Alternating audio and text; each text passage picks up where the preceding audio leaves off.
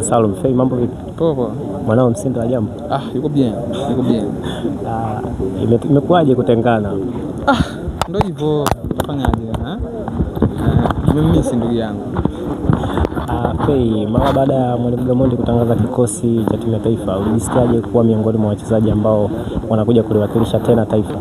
Mimi kama mchezaji nimesikia furaha sana kwa sababu nimekuja kulipambania taifa langu na nchi yangu. Kwa hiyo mchezaji yote ambao anaenda timu ya taifa nadhani anajisikia faraja sana na anajisikia furaha. Timu ya taifa ni kitu kikubwa sana. Kwa hiyo lazima ujisikie furaha.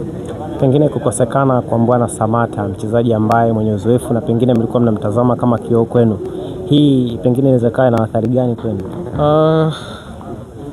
Kukosekana kwa captain ni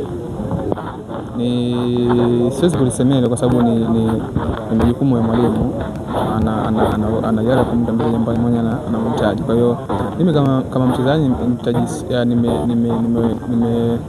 nimehuzunika kidogo kwa sababu ni mchezaji ambaye anatupa morali kubwa, anatupa moyo tukiwa uwanjani, ni captain wetu. Kwa hiyo ndio hivyo, football ipo hivyo.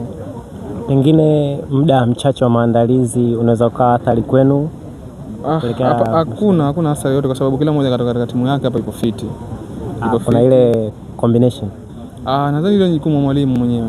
Unajua kwa sababu ndio maana tukaanza mazoezi leo ili wachezaji ambao ndio wanaitwa sasa hivi waendelee